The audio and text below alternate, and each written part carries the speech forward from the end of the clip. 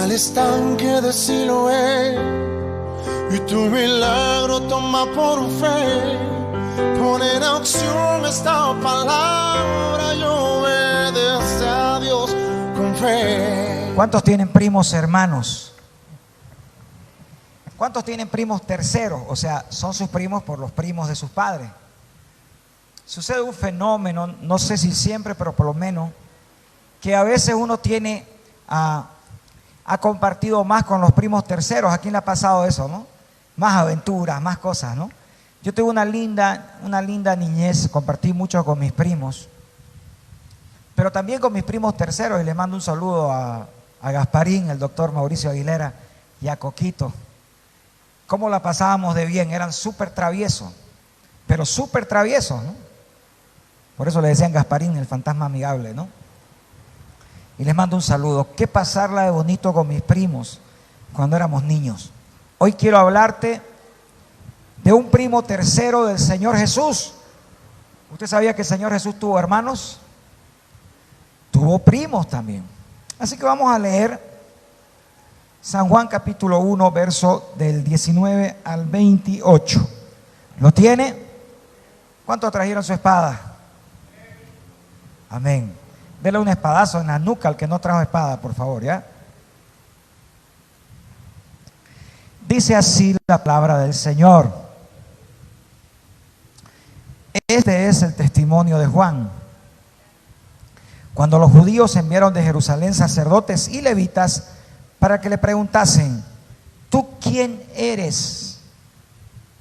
Confesó y no negó, sino confesó: yo no soy el Cristo. Y le preguntaron: ¿quién pues? ¿Eres tú Elías? Dijo: no soy. ¿Eres tú el profeta? Y respondió: no. Le dijeron: pues ¿quién eres? Para que demos respuestas a los que nos han enviado. ¿Qué dices de ti mismo? Y dijo: yo soy la voz de uno que clama en el desierto: enderezad el camino del Señor, como dijo el profeta Isaías. Amén. Y los que habían sido enviados eran de los fariseos, y le preguntaron y le dijeron: ¿por qué pues bautizas si tú no eres el Cristo, ni Elías, ni el profeta? Juan le respondió diciendo: yo bautizo con agua, mas en medio de vosotros está uno a quien vosotros no conocéis. Este es el que viene después de mí, el que es antes de mí, del cual yo no soy digno de desatar la correa del calzado.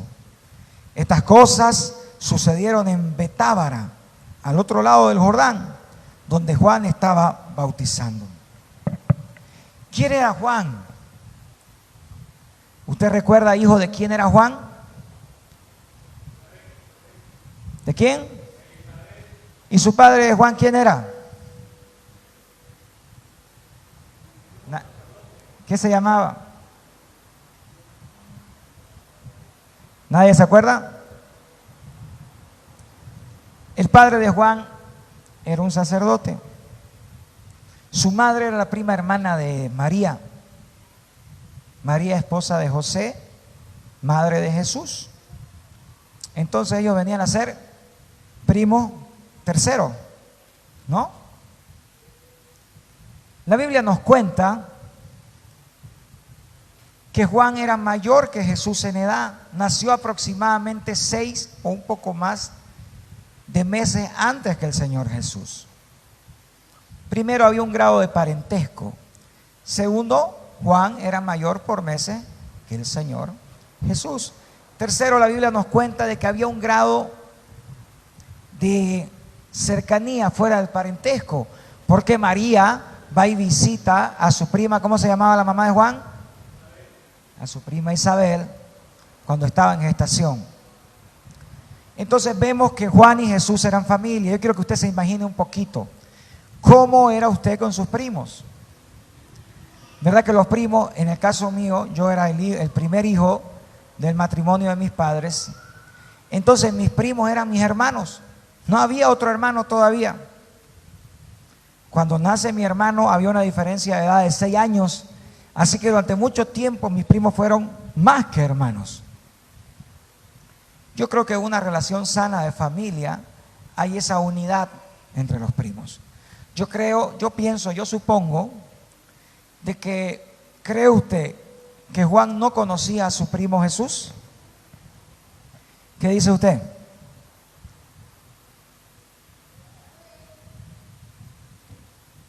Con el pasar del tiempo, en el caso mío, nosotros los primos nos fuimos alejando.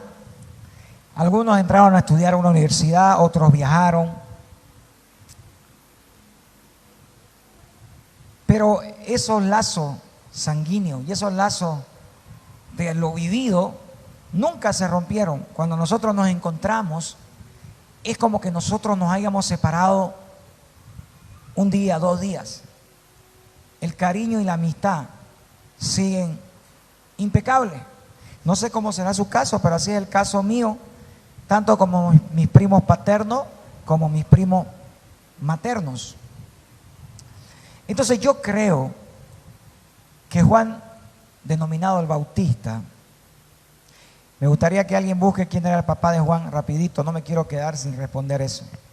Su celular, ponga en Google, papá de Juan el Bautista. Yo creo que Juan conocía a Jesús y Jesús conocía a Juan. Yo creo que Juan y Jesús jugaron. ¿Qué jugaba usted con sus primos cuando era chico? Bolilla.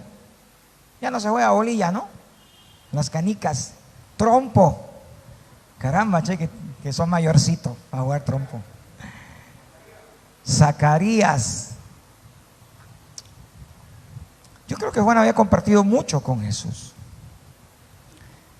Y comienza el ministerio de Juan, no dice a qué edad. Pero sabe que el ministerio de Juan no era un ministerio bonito.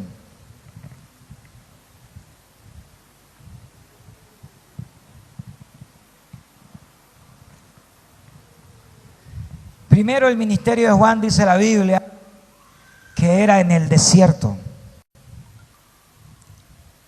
Muchos de nosotros queremos hacer ministerio. Siempre recuerdo a mi hijo Jorge Elías, no con ánimo de crítica, sino con la sencillez de un niño.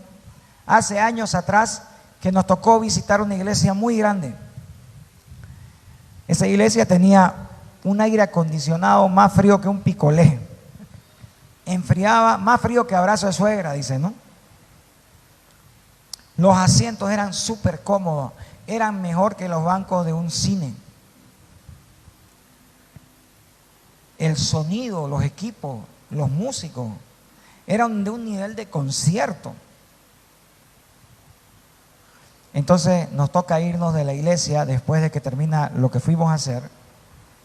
Y mi hijo me dice en su inocencia, papá, quedémonos en esta iglesia, me dice.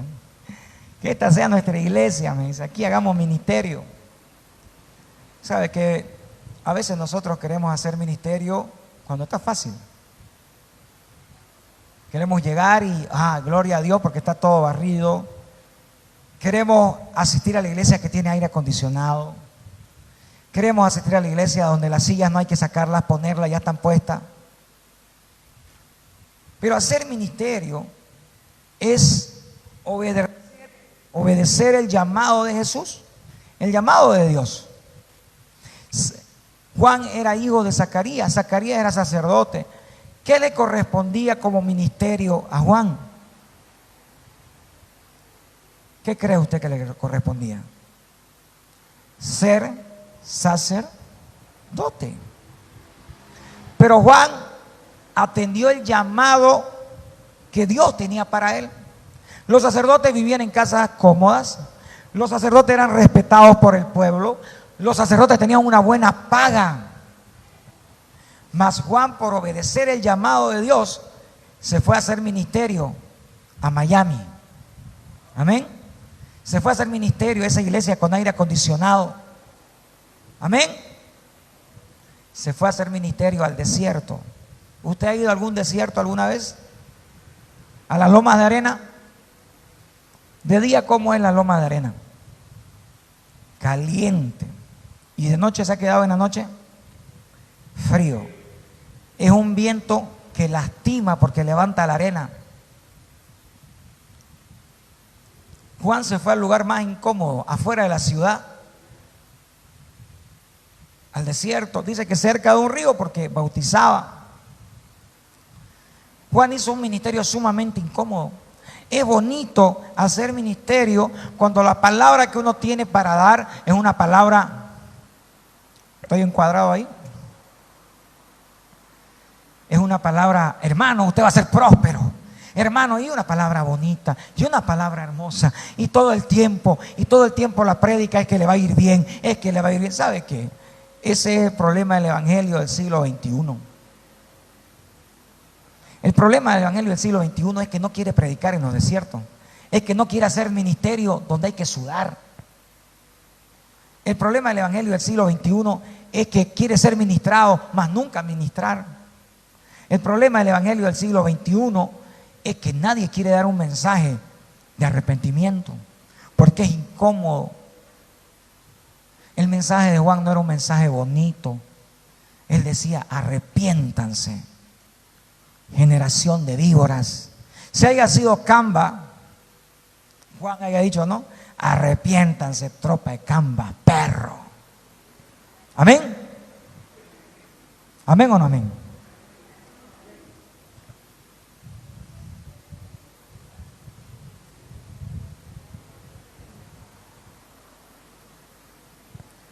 Qué bonito es estar en una iglesia donde nunca te van a decir, hermano, ¿cómo está su vida? Hermano, ¿por qué usted está fallando en esto? Hermano, ¿por qué usted no está cumpliendo con esto? Y solo te van a decir, hermano, Dios lo va a bendecir. Hermano, esta semana llega ese dinero. Hermano, esto y esto otro.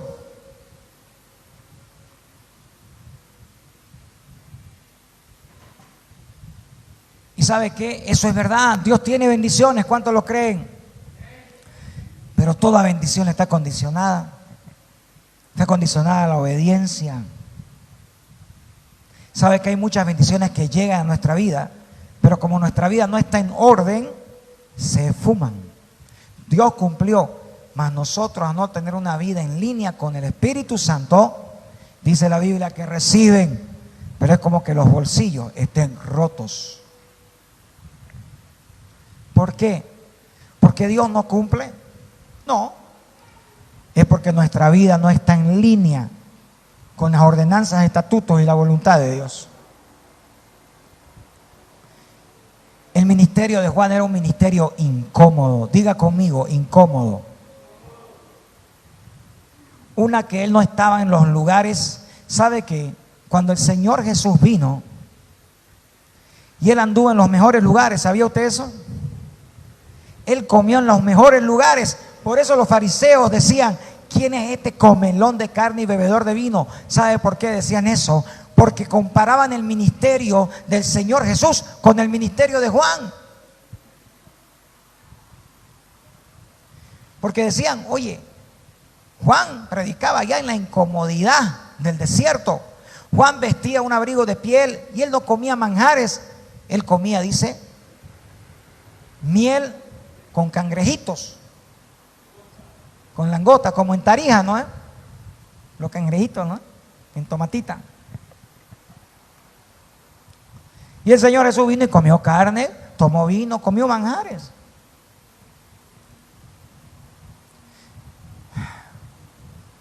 Quizás Juan en un momento dijo, Dios, ¿cómo quisiera que mi ministerio fuera en la ciudad?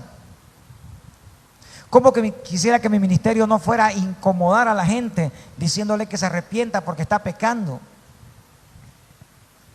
Pero hay un principio en la vida del ser humano, de todo aquel que quiere caminar con Dios.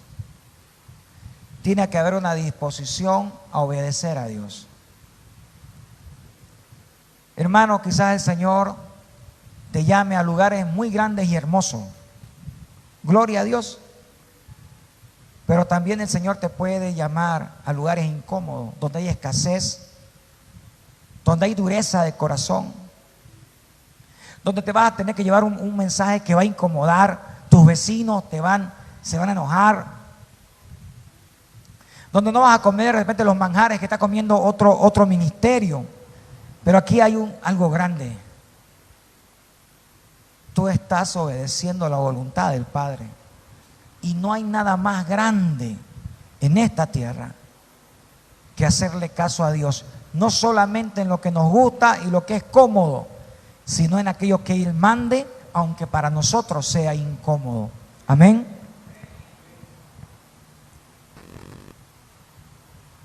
El ministerio de Juan era un ministerio incómodo, mas Juan fue hallado obediente. Diga conmigo, obediente. El ministerio de Juan fue un ministerio de renunciar. ¿A qué renunció Juan?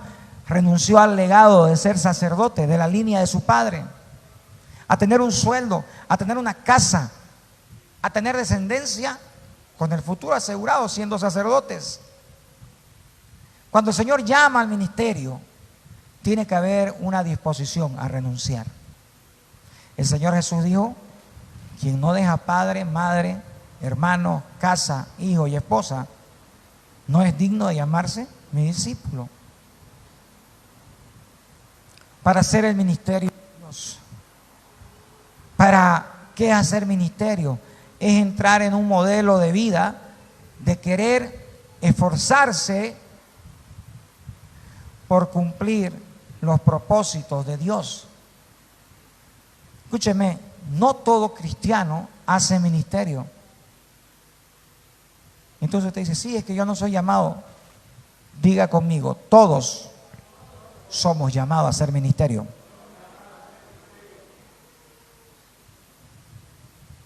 En diferentes áreas, en diferentes posturas, pero todos somos llamados. Mas no todos obedecen ese llamado. Amén. Pónganme atención acá. Para obedecer ese llamado tiene que haber una actitud de renuncia. Y usted me dice: pastor, entonces renuncio al trabajo. No. El Señor te está llamando a que dentro de tu trabajo tú pierdas la vergüenza y el miedo y tú hagas la voluntad de Dios dentro de tu trabajo. En el trabajo, en tu barrio, con tu familia. Lo primero que se debe ganar es la familia. ¿Hay familias duras? Hay familias duras. Entonces sembraremos la palabra y en su buen tiempo, en el tiempo de Dios, dará fruto, pero no nos quedaremos sin sembrar la palabra. Dice que los sacerdotes mandan a preguntarle a Juan: Juan, ¿quién sos? La intención de los sacerdotes era saber si Juan era el Mesías, no para convertirse, porque ellos no se bautizaban ni se arrepentían, sino porque había un interés. Querían saber. El ministerio de Juan tenía una prédica: arrepiéntanse porque el Mesías está por llegar. Quiero decirte algo esta mañana: no puede haber conversión, no puede haber aceptar a Cristo como Salvador si primero no hay arrepentimiento. Porque hay cristianos que llevan décadas en la iglesia, mas no crecen, mas nunca hacen ministerio. Porque el mal de la iglesia del siglo XXI es que quiere un evangelio sin arrepentimiento. La gente cree que debe arrepentirse solo de aquello que le trajo dolor o de aquello que le trajo vergüenza. Ay, lo pillaron con uno que no era su marido. Qué vergüenza, de eso me debo arrepentir. Ay, lo pillaron bebiendo en una esquina. Qué vergüenza de eso. Uy, lo pillaron robando. Oh, anda yesca porque hizo algo malo. Uy, de eso. Pero la palabra dice que el pecado es toda desobediencia a Dios. Toda omisión, saber hacer lo bueno y no hacerlo, es pecado. Entonces la gente quiere arrepentirse de lo que le da vergüenza. Más de lo oculto, más de lo que no hizo pudiendo hacer, no se arrepiente. Por lo tanto, no hay conversión. No hay conversión. Por lo tanto, si no hay conversión, ¿será que hay salvación? Por eso la Biblia dice que el Señor Jesús dice: allá en el día cuando muchos se presenten delante de Él, apártense de mí, no los conozco. Y dice que muchos dirán, pero Señor, hicimos ministerio, en tu nombre sacamos demonios, sanamos enfermos. Apártense de mí, hacedores de maldad. ¿Por qué? Porque no puede haber un evangelio sin arrepentimiento. Porque lo que está preparando el camino para el Señor Jesús, ¿qué mensaje era? Vengan y den sus diezmos, vengan y den ofrenda, vengan y cámbiense de nombre y de apellido. ¿Cuál era el mensaje de Juan? Arrepiéntanse. Arrepiéntete de ese pecado grotesco, amén. Pero también arrepiéntete de tu mal carácter. Arrepiéntete de lo que no haces.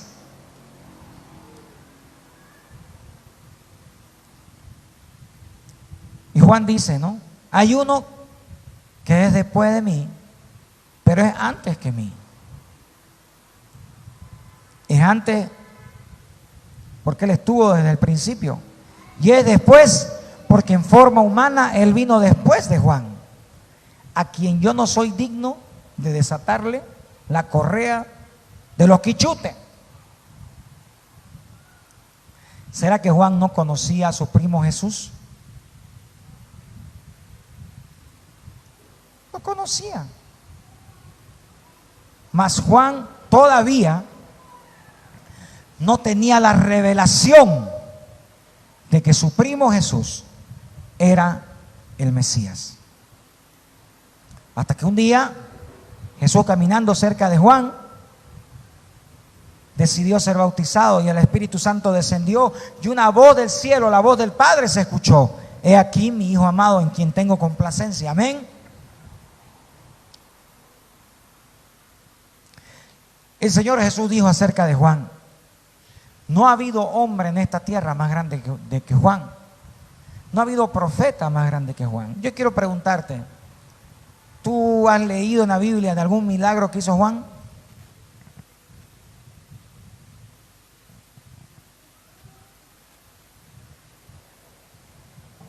¿Alguien ha leído en la Biblia de algún gran milagro que hizo Juan?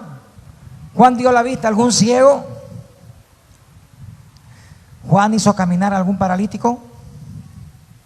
¿Juan resucitó a algún muerto? ¿Por qué el Señor Jesús nos dijo: no ha habido uno más grande que Elías? ¿Por qué el Señor nos dijo: no ha habido uno más grande que Eliseo?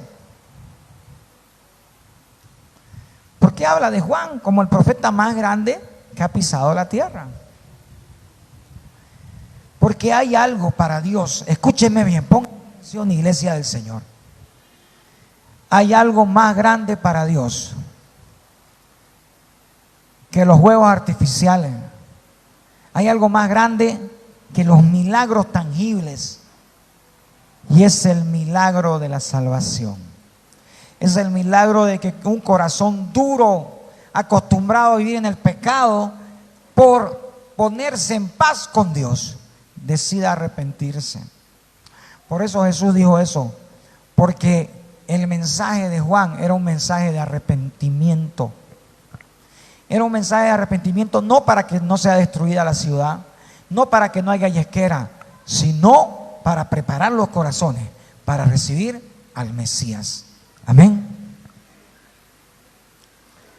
¿Qué es lo más importante para Dios? Estar en comunión con usted, estar en comunión conmigo, que no haya estorbo, que a través del arrepentimiento y la sangre de Cristo estemos en real comunión con Dios. ¿Usted cree que Dios no quiere llenarlo de dinero a usted? ¿Qué dice? ¿Quiere o no quiere? ¿Quiere? ¿Usted no cree que Dios quiere que usted esté sano? ¿Quiere o no quiere? Quiere, dice, ¿no? Pero sobre todo eso, usted con dinero y sano, si usted no ha tenido arrepentimiento genuino en su vida, con dinero, sano, con auto, con todo, usted se va al infierno. Y usted desperdició su vida viniendo al culto, desperdició su vida de repente ayudando al que necesitaba, si en su vida no ha habido una conversión real. Y si no hay una conversión real es porque no hay arrepentimiento. La palabra arrepentimiento es traducida como metanoia. Algunos lo sabemos ya eso, ¿no? Metanoia es el grito militar romano para media vuelta. ¿Qué quiere decir? Yo estoy yendo hacia allá, metanoia, media vuelta. Tengo que cambiar mi dirección. O sea, ya no debo caminar, ya no debo vivir como vivía. ¿Y cuál es el problema? Muchos cristianos lo único que cambian es de dirección de iglesia. Se convierten, entre comillas, y ya no van a esa iglesia donde hay una cruz al fondo, dos vírgenes a los costados. Ahora van a una iglesia donde hay música, donde se alaba, mas solo cambiaron de dirección de iglesia. ¿Por qué? Porque no hay arrepentimiento. La vida sigue igual, dicen, pero ¿de qué me tengo que arrepentir? Si yo no robé, yo no maté. Pecado es todo lo que sea desobediencia a Dios. El mensaje de Juan era un mensaje incómodo. Arrepiéntanse, porque si no el Mesías viene y ustedes no lo van a recibir. ¿Y qué pasó con el pueblo judío? No recibió a su Mesías.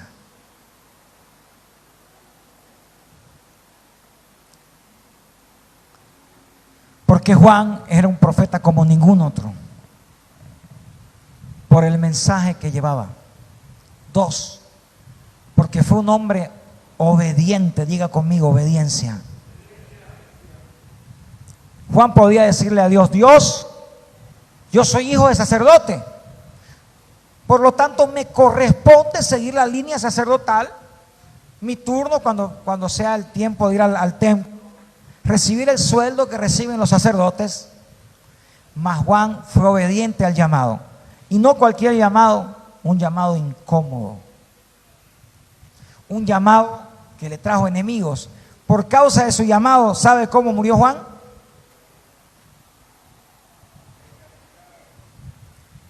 Le cortaron la llevapiojo en la cabeza.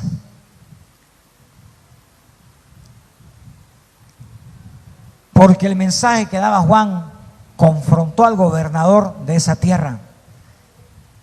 Porque el gobernador estaba en pecado. Gracias, mi rey. El gobernador se acostaba con la mujer de su hermano. Porque Juan, aún pudiendo salvar su vida, no dejó de predicar lo que Dios lo mandó a predicar.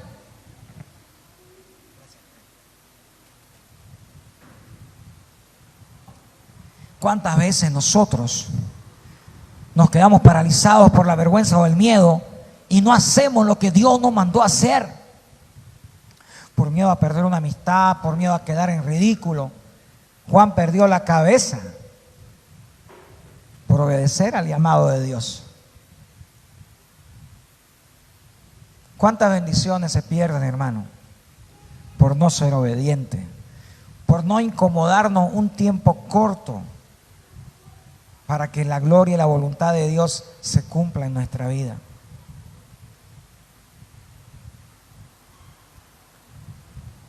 ¿Usted quiere alegrar el corazón de Dios?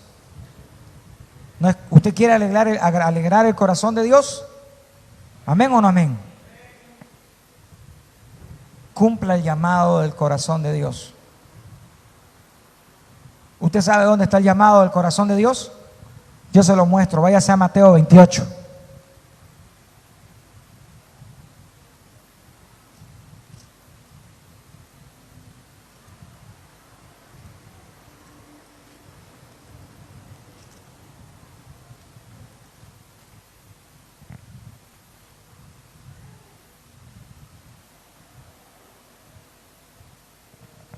Mateo 28, 16.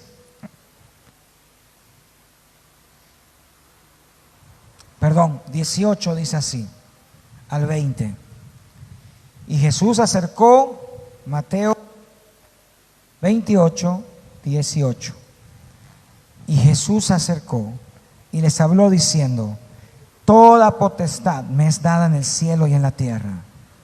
Por tanto, id y haced discípulos a todas las naciones, bautizándolos en el nombre del Padre y del Hijo y del Espíritu Santo, enseñándoles que guarden todas las cosas que os he mandado. ¿Qué tenían que guardar? Todas. Y he aquí yo estoy con vosotros todos los días hasta el fin del mundo. Usted y yo tenemos un ministerio que hacer. Y es hacer discípulos. ¿Es incómodo a veces? Es súper incómodo. Mas no nos queda otra.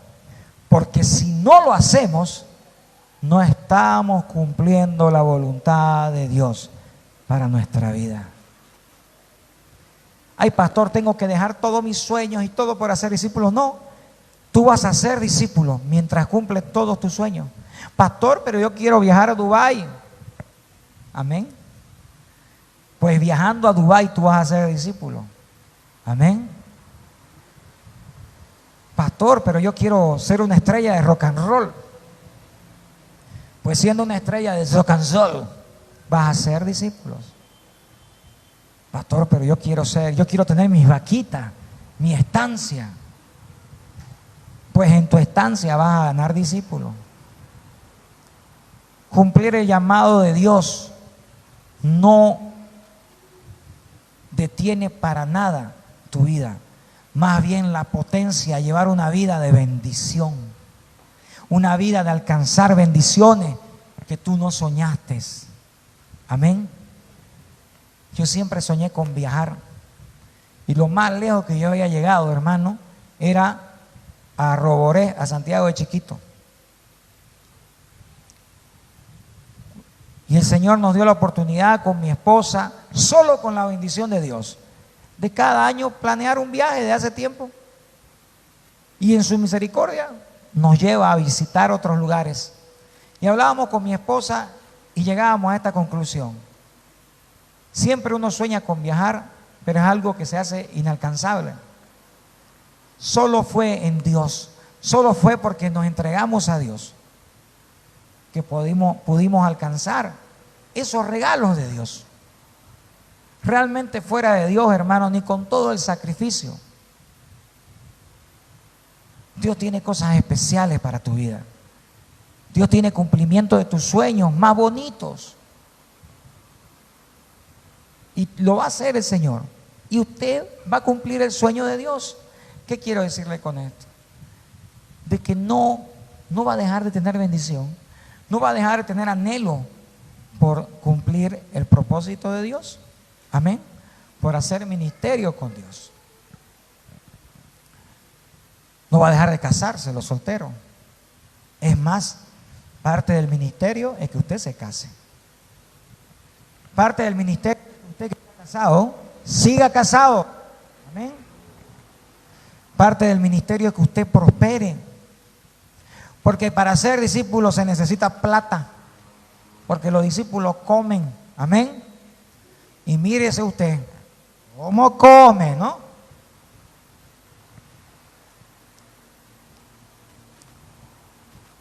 El Señor llamó a Juan del profeta más grande que hubo en esta tierra.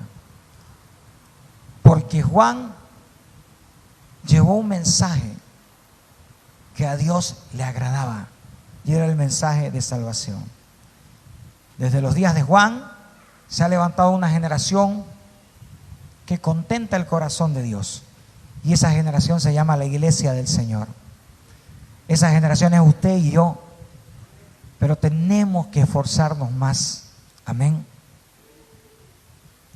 Pero ¿cómo podemos esforzarnos si a veces ni nosotros estamos siendo discípulos?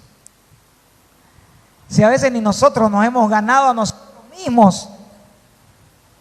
Si nosotros somos discípulos de la flojera, discípulos de la mentira, ¿cómo vamos a ser discípulos?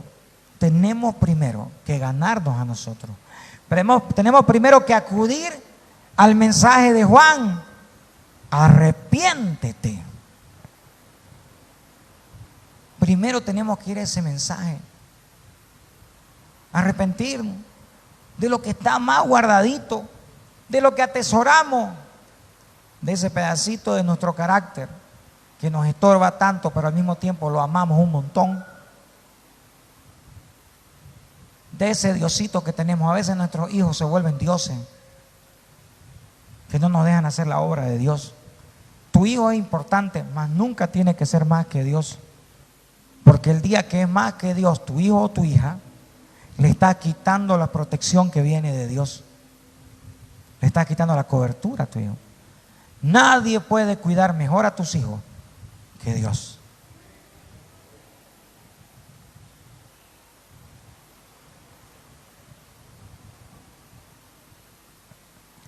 Necesitamos acudir al llamado de Juan. Arrepentirnos. ¿Para qué? Para comenzar a poner en práctica el llamado de Dios. Ir y hacer discípulos. Amén. ¿Será que necesitamos arrepentirnos? ¿O ya somos perfectos? Por favor, el que sea perfecto, fírmeme mi Biblia y le invito a un almuerzo.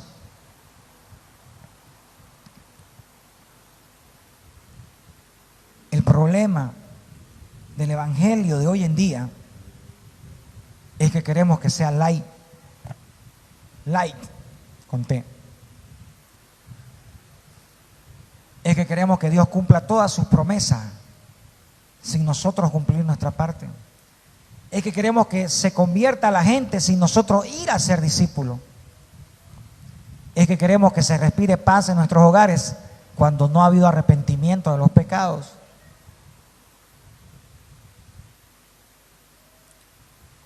¿Sabe que el Mesías ya vino y pagó por nuestros pecados? Y nos ha regalado vida eterna, y ese es el Señor Jesús. Y nos ha regalado el privilegio de ser adoptados por Dios como sus hijos. Amén. Mas para que haya salvación en tu vida, necesita haber arrepentimiento. Sin arrepentimiento, tú no puedes ser como ese muchacho, como ese hombre que decidía dejar el trago, la cerveza, y agarraba y comenzaba a destapar todas sus cervezas y a echarlas por el, ¿cómo se llama? Por la coladera. Y comenzaba a echar y comenzaba a echar. Y bueno, y cuando llegaba a la número 18, 19, no sé cuántas cervezas trae un fardo o una caja de cerveza, ¿alguien sabe? Hermano, ¿no?